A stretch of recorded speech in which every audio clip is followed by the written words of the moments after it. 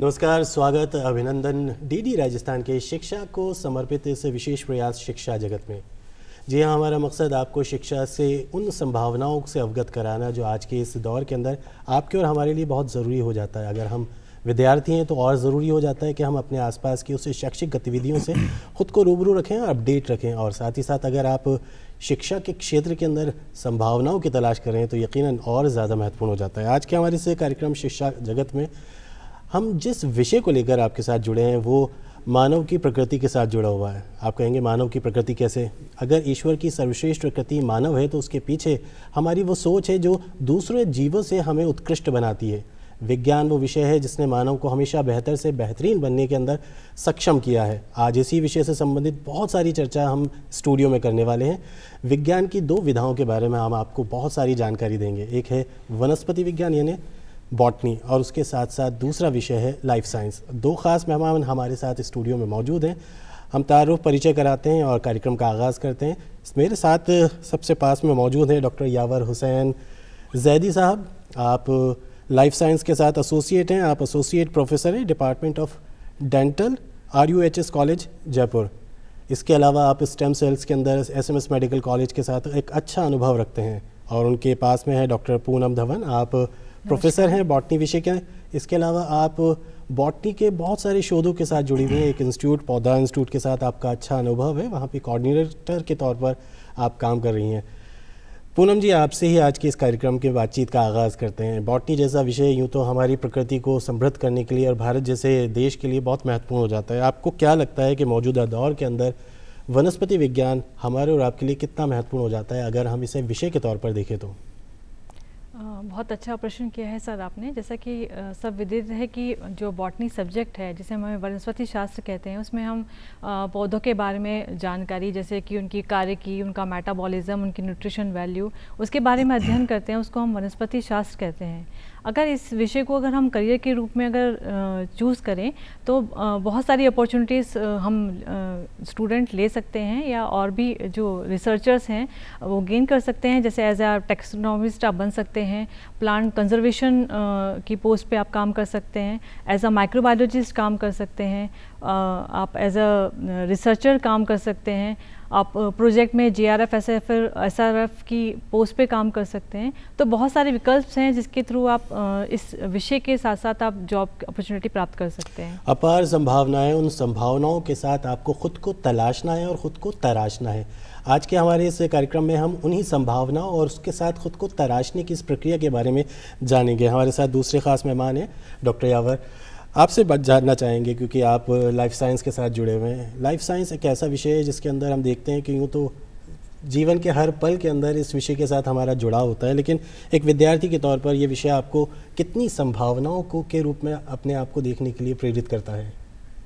शुक्रिया रहमान साहब इंट्रोडक्शन का, बहुत बहुत शुक्रिया दूरदर्शन का कि वंस अगेन मैं यहाँ हूँ और ये अच्छा मौका है कि मैं जो विद्यार्थी हैं साइंस के उनसे रूबरू हो सके। तो मैं फिर शुक्रिया अदा करता हूँ दूरदर्शन का और आपका भी। तो सबसे पहले अगर हम शुरू करें, अभी आपने डॉक्टर पूनम ने भी कहा था लाइफ साइंसेज के बारे में, तो बड़ा जो एक हमारे पास सब्जेक्ट है अभी वह है लाइफ साइंसेज। और इसमें इतनी अपॉर्चुनिटीज़ हैं, जितना ये बड़ा सब्जेक्ट है उतनी ही इसमें अपॉर्चुनिटीज़ हैं, बहुत ऑप्शंस हैं स्टूडेंट्स के लिए जो साइंस को अपनी लाइफ में ऑप्ट करना चाहते हैं और उसी को अपनी जीविका बना के आगे जीना चाहते हैं। तो लास्ट जो एक बार हमारी मीटिंग थी यहाँ पर प्रोग्राम था, उसमें हमने डिस्कस किया था कि लाइफ साइंसेस की 3 बड़ी ब्रांचें हैं जी, जिसमें एक ब्रांच आती है प्लांट साइंस, दूसरी आती है ब्रांच एनिमल साइंस, और तीसरी को हम कहते हैं मेडिकल साइंस। अब ये अपने आप में बहुत बड़ी अपने आप में ब्रांचेस हैं, उसमें अलग अलग उसमें ऑप्शंस हैं, सब्जेक्ट्स हैं और उसके रिलेटेड डिग्रीज़ हैं। और इन सब में जो एक चीज़ बड़ी कॉमन है वो है अनुसंधान, रिसर्च। और रिसर्च को मैं चाहूँगा कि आज फोकस करूँगा कि रिसर्च में ही अपॉर्चुनिटीज़ आगे स्टूडेंट्स को नज़र आएंगी। बहुत अच्छी बात कही। मेडिकल स्ट्रीम एक ऐसा है जिससे हम सीधे तौर पर कनेक्ट करते हैं, लेकिन ड्राइवर साहब आपसे ये भी ज़रूर जानना चाहूँगा, मेडिकल साइंस लेते ही हमारे पास सामने एक अल्टीमेट गोल होता है कि डॉक्टर के रूप में अपने आप को देखते हैं, नज़र डालते हैं। लेकिन अब दुनिया बदल गई है और नए प्रतिमान स्थापित हो रहे हैं, बहुत सारी नई स्ट्रीम हमारे सामने नज़र आती हैं।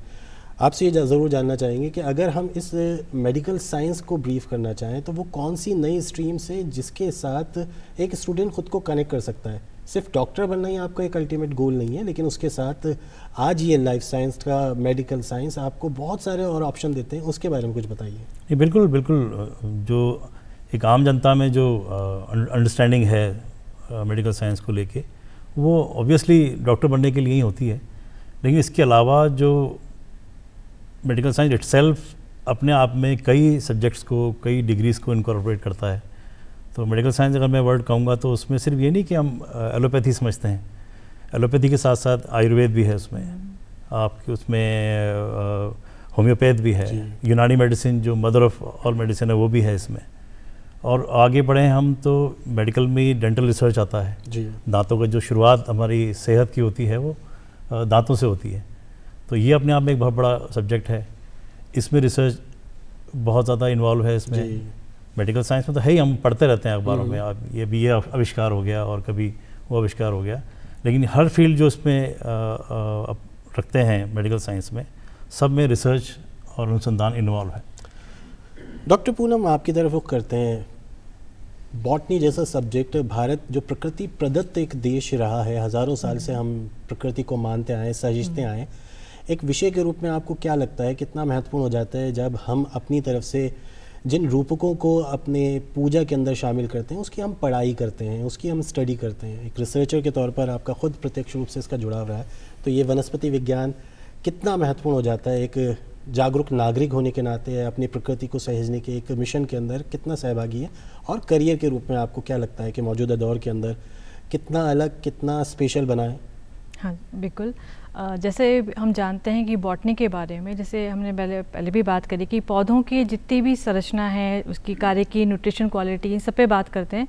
तो पौधों का जुड़ाव सिर्फ करियर को लेके ही नहीं, हम जैसे हमारा पर्यावरण संरक्षण है और साथ साथ प्लांट को कैसे कंजर्व किया जाता है, इकोलॉजिकल संतुलन कैसे किया जाता है, उन सब के बारे में भी अगर हम अध्ययन करें तो ये इतना व्याप्त एक सब्जेक्ट है जिसके बारे में आप बहुत सारी अपॉर्चुनिटीज़ आप प्राप्त कर सकते हैं। जैसे कि आप बायोकेमिस्ट्री में अगर हम बात करें, बहुत सारी इसकी ब्रांचेज़ हैं, नई नई बायोकेमिस्ट्री है, नैनो बायोटेक्नोलॉजी है, बायोटेक्नोलॉजी है। बायोटेक्नोलॉजी पे मैं बहुत थोड़ा सा और रुझान देना चाहूँगी। बायोटेक्नोलॉजी एक ऐसी टेक्निक है जिसके अंदर हम कोई भी टेक्निक को यूज़ करके नया इन्वेंशन कर सकते हैं, नया प्रोडक्ट बनाते हैं, वो सोसाइटी के लिए बहुत बेनिफिशियल होता है।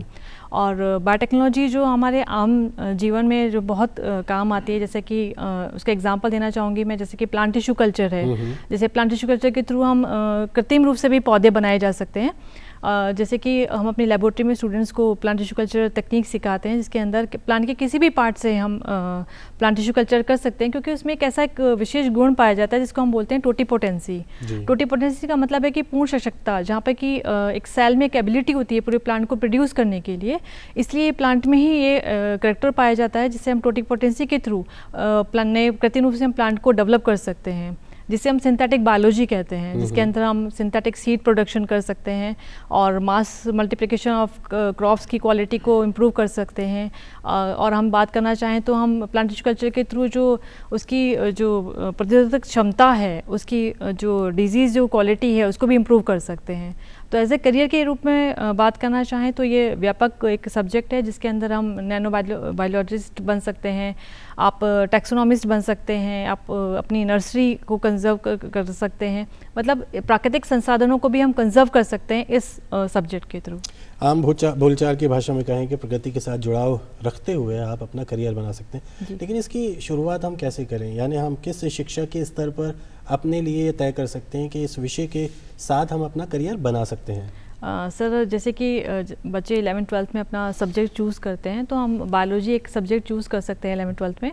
उसके बाद आप 12th के बाद आप यूजी और पीजी कोर्सेज कर सकते हैं। अगर पीजी में आप बॉटनी में बहुत सारी ऐसी ब्रांचेस हैं जिसमें कि आप पीजी कर सकते हैं। जैसे आजकल एग्रीकल्चर में बच्चों का बहुत रुझान चल रहा है, एग्रीकल्चर है, हॉर्टिकल्चर है, बॉटनी है, एनवायरनमेंट है, बायोलॉजी है, बायोटेक्नोलॉजी है।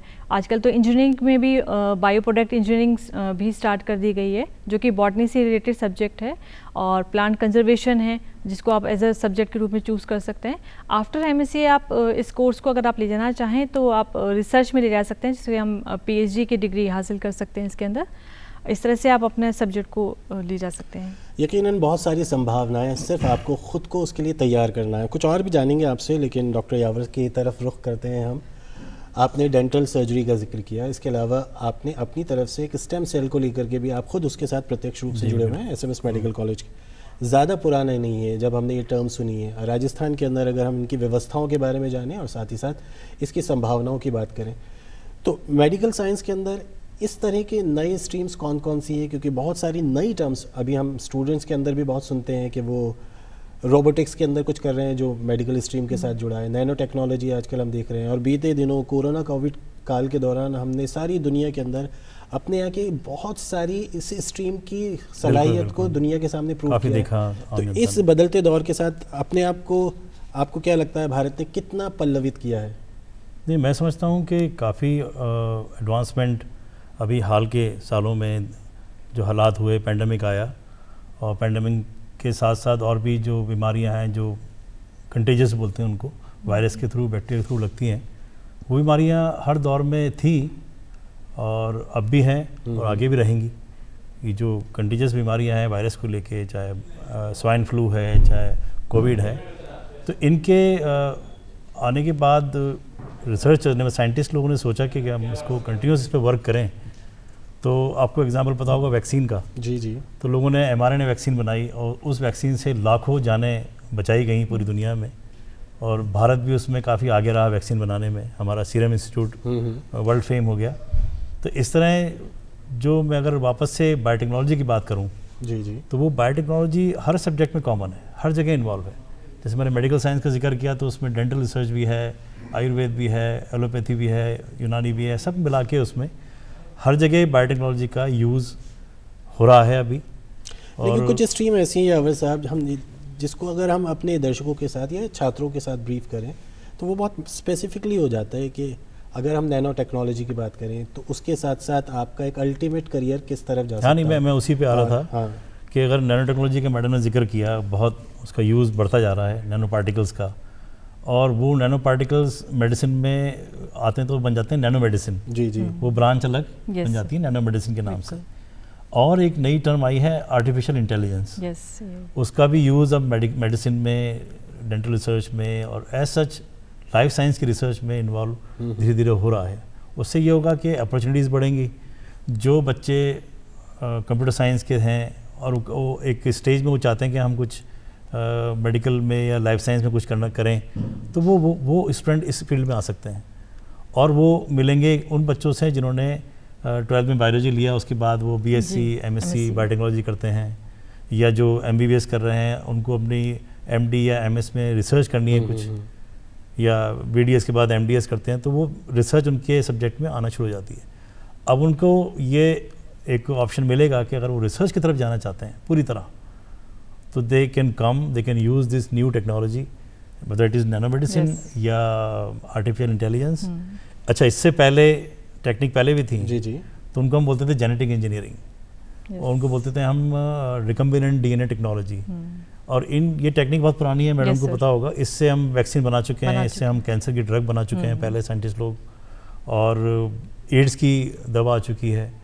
आज भी जो डायबिटिक हैं वो इंसुलिन लेते हैं, उनके लिए एक जीवन दाई वो एक ड्रग है। तो वो रिकम्बिनेंट डीएनए टेक्नोलॉजी से बनी है और मार्केट में आई। एक स्टेम सेल्स जिसके साथ आप प्रत्यक्ष रूप से एसएमएस मेडिकल कॉलेज के साथ जुड़े हुए हैं, इसके बारे में ज़रूर जानना चाहेंगे, क्योंकि एक ऐसा स्ट्रीम है जो बहुत ज़्यादा पॉपुलर नहीं है, लेकिन इसमें संभावनाएं बहुत देखते हैं कि आज के दौर के अंदर भविष्य के रूप में इसको एक बहुत रिवोल्यूशनरी यानी क्रांतिकारी एक बिल्कुल उत्पाद के तौर पर देखा जा रहा है। ये क्या है और किस तरह से एक स्टूडेंट उसके साथ कनेक्ट कर सकता है?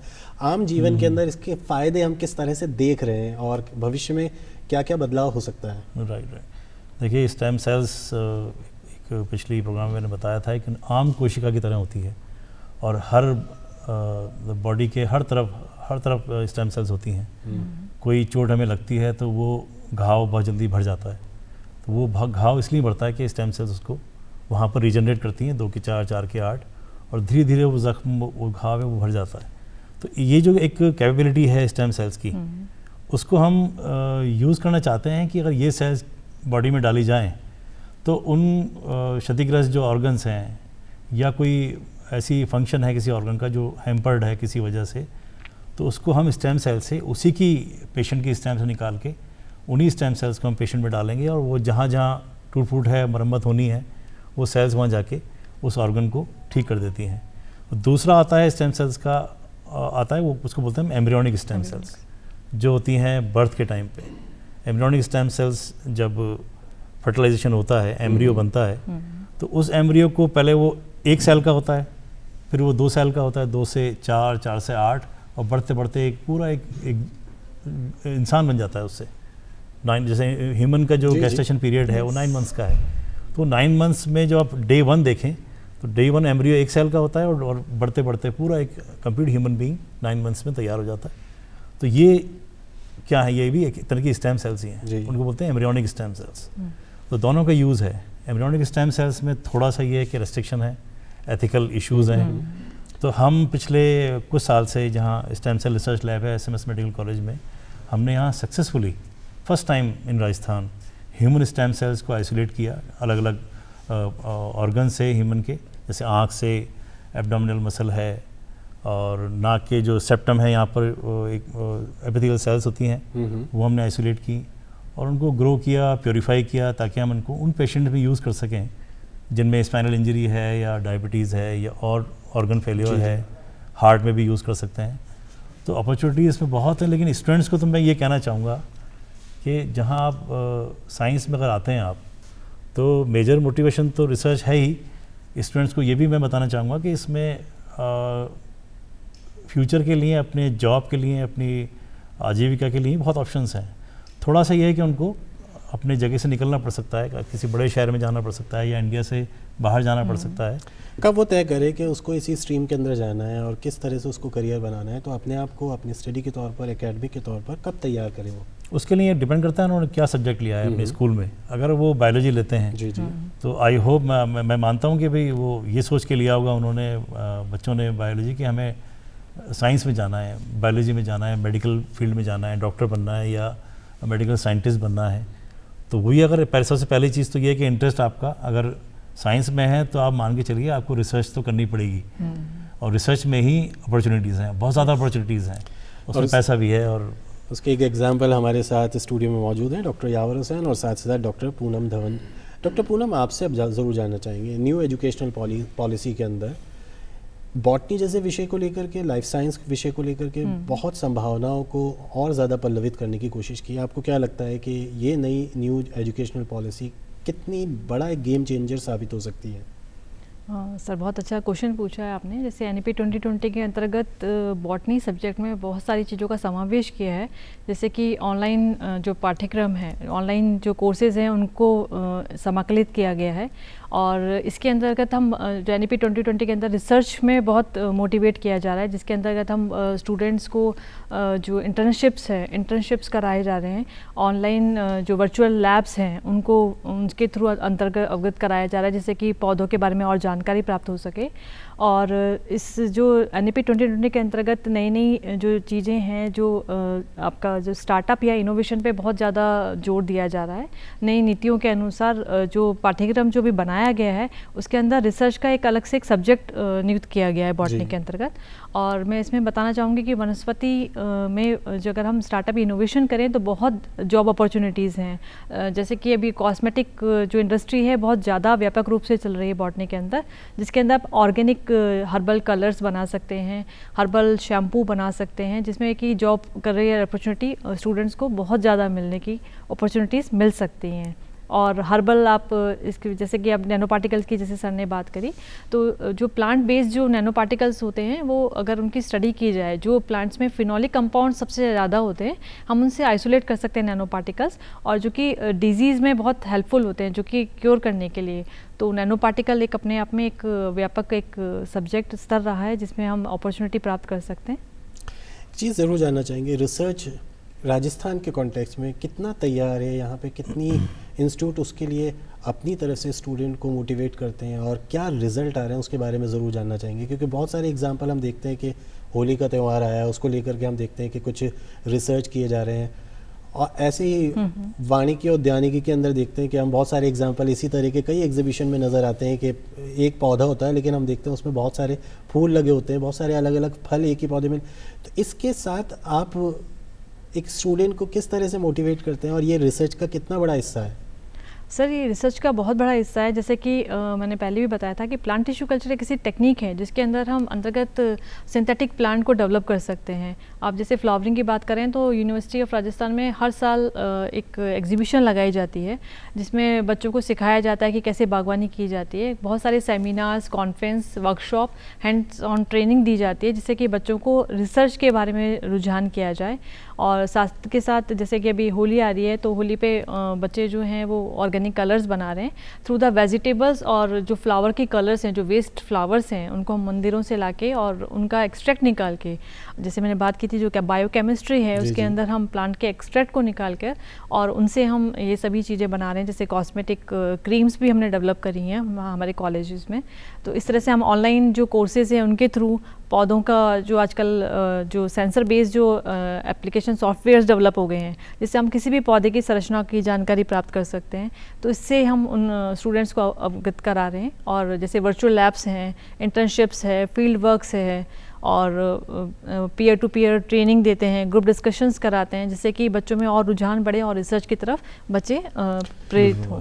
आज मौका है, राजस्थान के बहुत सारे युवा और छात्र हमें देख रहे हैं, तो अगर हम उनको सीधे तौर पर बताएं कि आज के दौर के अंदर वनस्पति विज्ञान एक ऐसा विषय है जिसके अंदर आप अपार संभावनाएं देख सकते हैं, तलाश सकते हैं, तो अगर उनको इस विषय के साथ शोध के रूप में अपने आप को देखना है तो किस तरह से वो आसपास की बहुत सारे बदलाव वो सीधे तौर पर कनेक्ट कर सकते हैं? उनका परिवेश भले ही ग्रामीण हो या शहरी हो, क्योंकि हम देखते हैं कि बहुत सारे कृषि विश्वविद्यालय और बहुत सारे प्राइवेट इंस्टीट्यूट भी अपनी तरफ से इस विषय के अंदर गंभीरता दिखा रहे हैं और बहुत सारी नई स्ट्रीम्स भी देख रहे हैं जिसमें फूड प्रिजर्वेशन भी है, इस तरह की बहुत सारी नई चीज़ें जिसको राजस्थान के अंदर बहुत महत्वपूर्ण रूप से इंट्रोड्यूस भी किया गया है। आपको क्या लगता है कितना महत्वपूर्ण हो जाता है एक विद्यार्थी के रूप में, एक युवा के रूप में इस स्ट्रीम के साथ उनका जुड़ाव?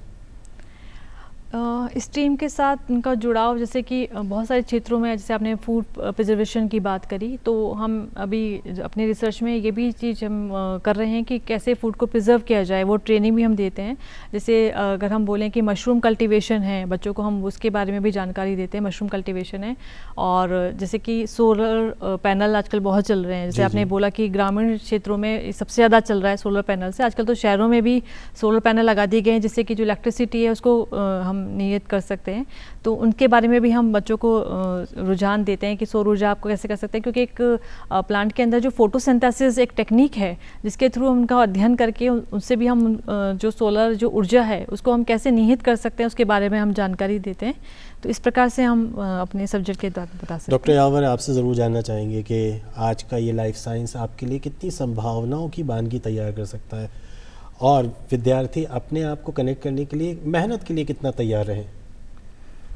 विद्यार्थियों के लिए तो ये मेरा मैसेज है कि कोई भी अगर वो कदम बढ़ाते हैं बायोटेक्नोलॉजी की तरफ या साइंस की एज सच रिसर्च की तरफ, तो उसमें एक नई जो बात हुआ है कि इंडस्ट्रीज़ काफ़ी अब इसमें इन्वॉल्व हो रही हैं। बायोटेक्नोलॉजी में। तो वो स्टूडेंट्स के लिए अपॉर्चुनिटीज़, वो सोचते हैं कि हम अगर कोई डिग्री करते हैं या कोई कोर्स करते हैं तो गवर्नमेंट जॉब हमें मिले। तो गवर्नमेंट जॉब तो देखिए सब जगह ही लिमिटेड होती है, सबको नहीं मिल सकती। लेकिन इंडस्ट्री में मैं ये कहना चाहूँगा कि इंडस्ट्री जो बायोटेक की है वो एक्सपेंड हो रही है, एवरी डे बढ़ती जा रही है। तो वो थोड़ा आगे बढ़ें, पढ़ाई अपनी पूरी करें, जो भी वो करते हैं, एमएससी करते हैं या पीएचडी करते हैं, तो उसमें एक आता है ऑप्शन एंटरप्रेन्योरशिप का, तो वो भी अपना सकते हैं। उसके लिए मुझे गवर्नमेंट की जो पॉलिसी है इस साल की, उसमें शायद काफ़ी बायोटेक्नोलॉजी को एम्फेसाइज़ किया गया है। तो आई थिंक उसमें सब्सिडीज़ भी होंगी, कोई फंड भी होगा। तो बच्चे जो आगे बढ़ना चाहते हैं रिसर्च में, साइंस को लेके, बायोटेक्नोलॉजी में या मेडिकल रिसर्च में, वो आगे बढ़ें और एंटरप्रेन्योरशिप को अपनाने की कोशिश करें, खुद रोज़गार सृजित करें। फिर देखिए आप खुद का तो भला करेंगे, दूसरा का भी। डॉक्टर पूनम, आपका अपने विषय से संबंधित वो क्या मैसेज होगा जो आज के युवा, आज के छात्र इस विषय के साथ खुद को ऑप्ट करने के लिए प्रेरित हो सकें? मेरा ये जो संदेश रहेगा युवाओं की तरफ, तो मेरा यही संदेश है कि एक तो रिसर्च की तरफ रुझान बढ़ाएं, और रिसर्च के साथ साथ जो इनोवेशन जो नवाचार की बात कर रहे हैं या एंटरप्रेन्योरशिप की, जैसे सर ने बताया, तो अपार इसके अंदर बहुत सारी जॉब अपॉर्चुनिटीज़ हैं। और रिसर्च की तरफ आप स्टडी करें, मतलब मेन की पौधों के बारे में जानकारी प्राप्त करें। और आजकल तो नई नई टेक्निक आ गई, जैसे कि सर ने बताया कि जो आर्टिफिशियल इंटेलिजेंस है उसका बॉटनी में भी व्यापक रूप से बहुत ज़्यादा उपयोग हो रहा है। जैसे आर्टिफिशियल इंटेलिजेंस के थ्रू हम क्रॉप की क्वालिटी है, पेस्ट कंट्रोल है, आपका जितना भी एनवायरमेंटल से रिलेटेड जलवायु के बारे में पता लगाना है, या उसके जो कंटेंट्स हैं, केमिकल कॉन्स्टिट्यूएंट्स हैं, उसके थ्रू एआई के थ्रू हम सब रिकॉग्नाइज कर सकते हैं। आजकल ऐसे रोबोटिक संसाधन आ गए हैं जिसके थ्रू हम प्लांट्स की क्वालिटी को और इम्प्रूवमेंट कर सकते हैं। बायो सेंसर्स आ गए हैं आजकल, ड्रोन जो है, सेंसर बेस्ड ड्रोन्स आ गए हैं जिसके थ्रू हम क्वालिटी को हम इम्प्रूवमेंट कर सकते हैं। इरिगेशन जो है मेथड्स जो हैं वो बहुत ज़्यादा आजकल फार्मर्स के लिए बहुत उपयोगी साबित हो रहे हैं कृषि के अंदर, क्योंकि ऐसे ऐसे इरिगेशन साधन उपलब्ध कराए जा रहे हैं जिसके अंतर्गत मतलब कि मानव की जगह हम उन इरिगेशन को हम उपयोग में ला सकते हैं। कहीं ना कहीं समस्याएं बहुत है और उसका समाधान हमें तलाशना होगा, और विज्ञान एक ऐसा विषय है जो आपको इन्हीं समस्याओं के समाधान के लिए हमेशा नए आइडियाज़ के साथ सामने रखता है। वक्त हो गया आज की इस परिचर्चा को यहीं पे थामें, इस उम्मीद के साथ कि आज के हमारे छात्रों ने हमें सुनकर के यकीनन वो विज्ञान से अनछुए पहलुओं को जाना होगा, और आज के विषय बॉटनी और लाइफ साइंस, इन दोनों विषयों के बारे में अपने आप को सजग भी किया होगा, समर्पित भी किया होगा। वक्त हो गया आज की इस चर्चा के अंदर। हम आपको दे बहुत बहुत शुक्रिया डॉक्टर यावर हुसैन जैदी साहब, बहुत बहुत शुक्रिया, और डॉक्टर पूनम धवन बहुत बहुत शुक्रिया। तो आज के इस कार्यक्रम शिक्षा जगत को हम यहीं समाप्त करते हैं, इस वायदे के साथ कि अगले हफ्ते फिर हाजिर होंगे कुछ नए विषय के साथ, कुछ नए विशेषज्ञों के साथ। फिलहाल मुझे को दीजिए अनुमति, नमस्कार।